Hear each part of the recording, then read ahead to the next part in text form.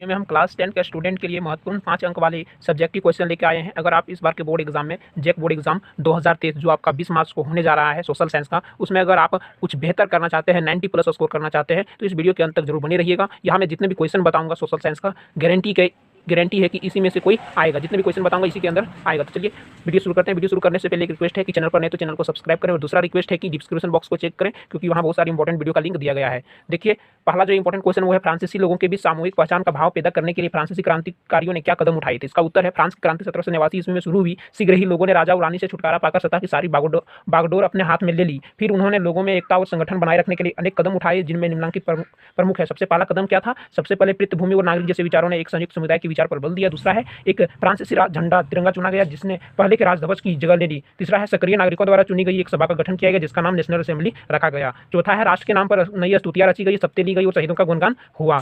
अगला है 5वां नंबर का, एक केंद्रीय प्रशासनिक व्यवस्था लागू की गई, जिसने सभी नागरिकों के लिए समान कानून बनाए। इस प्रकार से यहाँ 6 दिया है, आप लोग स्क्रीन में देख सकते हैं। इसको आप अच्छी तरीके से नोट कर लीजिए और पढ़ लीजिए। अगला जो इंपॉर्टेंट क्वेश्चन है वो है, मारियान और जर्मनिया कौन थे? मारियान और जर्मनिया कौन थे? तो ये फ्रांस में राष्ट्र के प्रतीक के रूप में लोकप्रिय ईसाई नाम मारियान दिया गया। उसे लाल टोपी, तिरंगा और कलगी के साथ दिखाया गया, और उसकी प्रतिमाएं जो है सार्वजनिक चौराहे पर लगाई गई, ताकि लोगों को एकता के राष्ट्रीय प्रतीक की याद आती रही। इसी प्रकार जर्मनी में जर्मन राष्ट्र के प्रतीक के रूप में जर्मनिया को रूपक माना गया। उसे बलूत वृक्ष के पत्तों के मुकुट से सजाया गया, क्योंकि जर्मन बलूत क्या है? वीरता का प्रतीक है। अब चलते हैं अगले इंपॉर्टेंट क्वेश्चन की ओर।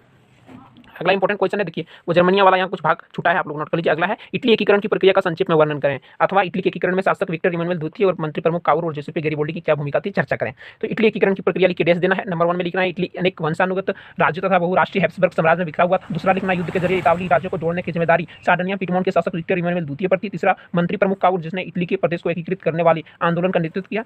चौथा लिखना है, काउर ने मंत्री प्रमुख काउर, जिसने इटली के प्रदेशों को एकीकृत करने वाले आंदोलन का नेतृत्व किया। चौथा है, काउर ने फ्रांस से सार्डिनिया पिटमोन की एक चतुर कूटनीतिक संधि की। फ्रांस की मदद से 1859 में ऑस्ट्रेलिया बलों को हरा पाने में कामयाब हुआ। इस प्रकार से इसका आंसर यहाँ पूरा दिया गया, आप लोग स्क्रीन में अच्छी तरीके से देख सकते हैं और इसको नोट कर लीजिए। चलते हैं अगले इंपॉर्टेंट क्वेश्चन की ओर। अगला इंपॉर्टेंट है कि जर्मन एकीकरण की प्रक्रिया का संक्षेप में वर्णन करें। यहाँ आप लोग देख सकते हैं, जर्मन संघ के उदारवादी मध्यम वर्ग 1848 में फ्रैंकफर्ट संसद में मिले। इनका उद्देश्य था जर्मनी को एक राष्ट्र बनाना, लेकिन उनकी योजना असफल हो गई। इस प्रकार से इसका आंसर आप लोग यहाँ देख सकते हैं। ये भी बहुत इंपॉर्टेंट क्वेश्चन है। अब चलते हैं अगले क्वेश्चन की ओर। अगला महत्वपूर्ण प्रश्न आप लोग के सामने है। देखिए, भारत के लोग रॉलेट एक्ट के विरोध में क्यों थे, और अथवा में दिया रॉलेट एक्ट क्या था, गांधी जी ने रॉलेट एक्ट का विरोध किस प्रकार किया, रॉलेट एक्ट या फिर रॉलेट एक्ट जो आप बोले वर्णन करें। तो देखिए, यहाँ जो इसका पूरा आंसर यहाँ से शुरू तक यहाँ तक दिया है, ठीक ना। तो इस प्रकार से आप इसको नोट कर सकते हैं। और हम बता दें, इसके साथ साथ असहयोग आंदोलन, रॉलेट एक्ट या फिर रॉल्ट एक्ट, और सिविल नाफरमानी आंदोलन यानी कि सविनय अवज्ञा आंदोलन, दांडी मार्च और चोरी चोरा कांड और सत्याग्रह आंदोलन, ये सब जो है आपको लिख के रखना है, क्योंकि ये सब भी बहुत इंपॉर्टेंट है। क्योंकि उतना यहाँ कराना संभव नहीं है, उतना क्वेश्चन यहाँ पढ़ना संभव नहीं है, क्योंकि वीडियो लंबी हो जाएगी। इसलिए हम जो आपको बोले वो याद कर लेना है, ठीक ना। और याद नहीं करेंगे तो एक आसान सा उपाय है कि आप वो कहानी को समझ जाइए, वो डेट को याद रखिए, और क्या क्या हुआ था, क्या घटना हुआ था, उसको याद रखिए और अपने शब्दों में लिखिए। यहाँ मैं जितना जो पढ़ के सुना रहा हूँ इस तरह नहीं लिखेंगे, फिर भी आपका नंबर मिलेगा, क्योंकि आप अगर आपका जो स्ट्रक्चर है, आपका जो वर्ड है वो सही होना चाहिए, और कहानी और घटना सही होना चाहिए, उल्टा पुल्टा नहीं होना चाहिए। अब चलते हैं अगले इंपॉर्टेंट क्वेश्चन की ओर।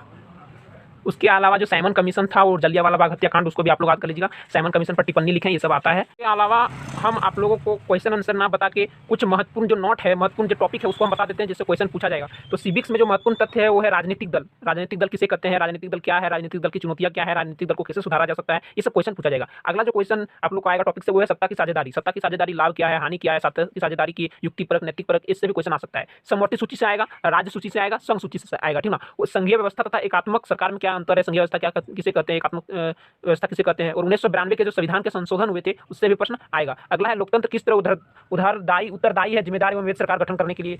दबाव समूह क्या है, सत्ता की साझेदारी के विभिन्न रूप क्या है, सामाजिक अंतर क्या है, सामाजिक विभाजन क्या है, इस सब में दोनों का अंतर क्या है, भारतीय संदर्भ में युक्तिपरक नैतिकपरक क्या है, भारत की संघीय व्यवस्था में बेल्जियम से मिलती जुलती सरकार, ये सब क्वेश्चन आएगा। लोकतांत्रिक व्यवस्था तानाशाही से बेहतर क्यों है, या फिर किस प्रकार से है, इसका अंतर स्पष्ट कीजिए, ये सब क्वेश्चन आ सकता है। संघवाद या शासन व्यवस्था क्या है, ये कितने तरीके से गठित होता है, इसकी विशेषता लिखें। दबाव समूह की गतिविधियां लोकतांत्रिक सरकार के कामकाज में कैसे उपयोगी होती है, श्रीलंका के समाज के जातीय बनावट की व्याख्या करें, ये भी क्वेश्चन आ सकता है। लोकतंत्र किन परिस्थितियों में सामाजिक विविधता को संभालता है और उनके बीच सामंजस्य बिठाता है, ये सब जो इंपॉर्टेंट टॉपिक है, अगर आप पढ़ लेते तो गारंटी है कि सिविक्स में जितने भी क्वेश्चन आएगा आप कर लेंगे। अब चलते हैं अगले सब्जेक्ट की ओर। अब हम भूगोल का कुछ महत्वपूर्ण टॉपिक बताऊंगा जिससे क्वेश्चन आ सकता है। जैसे ऊर्जा के स्रोत से आ सकता है, खरीफ फसल से आ सकता है, सड़क परिवहन के गुण, नवीकरणीय संसाधन किसे कहते हैं, या फिर अनवीकरणीय संसाधन किसे कहते हैं, नवीकरणीय संसाधन वर्सेस अनवीकरणीय संसाधन यानी कि दोनों के बीच अंतर, बहुउद्देशीय परियोजना क्या है, इससे क्या लाभ होगा, क्या हानि होगा, इस सब प्रश्न आ सकता है। पेय फसल जैसे चाय का उगाने का परिस्थिति, चावल को उगाने का परिस्थिति, गेहूं या गन्ना, ये सब तीनों में से कोई एक आ जाएगा। मृदा प्रबंधन क्या है, कारण, बचाव, लाभ, हानि, ये सब को आएगा। उदारवाद भूमि क्या है और छोटा नागपुर क्षेत्र का खनिज भंडार का वर्णन करें। जूट उद्योग समस्या सामना, ये सब आ सकता है। उच्च औद्योगिक स्थितियों को प्रभावित करने वाले प्रमुख कारकों का वर्णन करें। भारत के मानचित्र में जो है, भारत का मानचित्र वो गारंटी आएगा, ठीक है। भारत का मानचित्र में आपको खनिज केंद्र, मृदा, सड़क, ये सब दर्शाने को आ सकता है, ठीक ना। जैव विविधता किसे कहते हैं, ये भी आ सकता है। राजस्थान का शुष्क और अर्धशुष्क क्षेत्र में वर्षा जल संग्रह किस प्रकार किया जाता है, ये भी आ सकता है। सड़क परिवहन वर्सेस रेल परिवहन, यानी कि सड़क परिवहन तथा रेल परिवहन में क्या अंतर है। वैश्वीकरण का कृषि पर क्या प्रभाव पड़ा है। प्राणी जात और वनस्पति जात का ह्रास का कारण क्या है। उद्योग और प्रदूषण का क्या कारण है। जल दुर्लभता क्या है, जल संरक्षण कैसे किया जा सकता है, ये सब क्वेश्चन जो है आएगा। अब चलते हैं अगले सब्जेक्ट की ओर।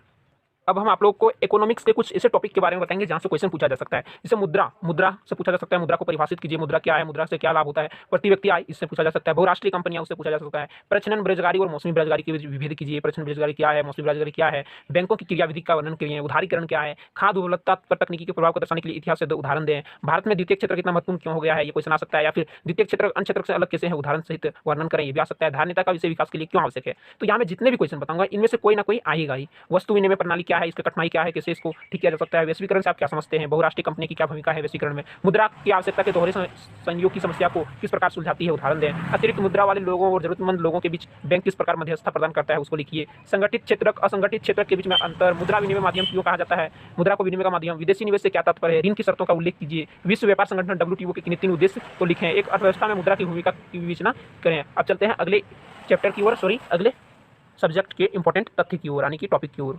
अब हम यहाँ देखेंगे कि इतिहास में कहाँ से क्वेश्चन पूछा जाएगा, कौन से टॉपिक से क्वेश्चन पूछा जाएगा। तो वीना सम्मेलन, कल्पनादर्श, यूटोपिया, कॉर्नलो, वस्त्र मिल प्रथम बार कहाँ लगाया गया था, किस प्रकार था, किसके किनारे लगाया गया था। निरंकुशवाद से पूछा जाएगा। स्पिनिंग जेनिंग मशीन क्या है। पूर्ण औद्योगिकरण किसे कहते हैं। पूर्ण औद्योगिकरण से क्या लाभ है, कब हुआ।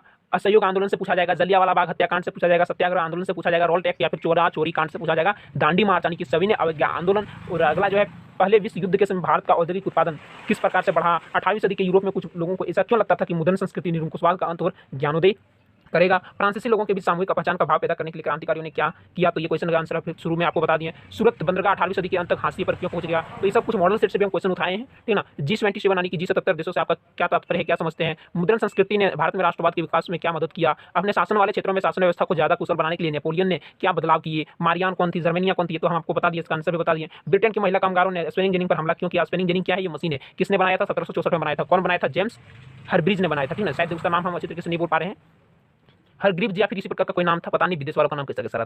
जो इंपॉर्टेंट टॉपिक है उससे क्वेश्चन जो पूछेगा, आर्थिक महामंदी के कारण या फिर कब शुरुआत हुआ था, इससे संबंधित क्वेश्चन पूछेगा। 19वीं सदी के यूरोप में कुछ उद्योगपति जो थे मशीनों के बजाय हाथ से काम करने वाले श्रमिकों को प्राथमिकता क्यों देते थे, ये मॉडल सेट का क्वेश्चन है और ये भी बहुत इंपॉर्टेंट है। प्रथम विश्व युद्ध में औद्योगिक भारत में क्यों बढ़ा। वुड ब्लॉक प्रिंट्स या तख्ती की छपाई यूरोप में 1925 के बाद आई, व्याख्या करें। 19वीं सदी में लंदन में आबादी बढ़ने के 4 कारण बताएं। तो यहाँ मैं जितने भी टॉपिक आपको बताया हूँ, ना सोशल साइंस में जितने भी टॉपिक आपको बताएं, इस टॉपिक को आप एक बार किताब में अच्छी तरीके से रीड कर लीजिए, उसके बाद उसको समझ लीजिए। जहाँ तक हो आप उसको रटे नहीं, अगर आप रटेंगे तो आप भूल जाएंगे और रटना उतना उचित नहीं होगा, इतना टॉपिक को रटना। अगर आप समझ जाते हैं तो आपको याद रहेगा और अपने शब्दों में, अपने भाषा में, अपनी लैंग्वेज में आप अच्छी तरीके से उसको लिख सकते हैं, जिससे आपको पूर्ण से फुल मार्क्स मिलेगा। तो ये थी आज का वीडियो, और वीडियो कैसा लगा कमेंट में जरूर बताएं। मिलते हैं अगली वीडियो में, तब तक के लिए जय हिंद, जय भारत, धन्यवाद।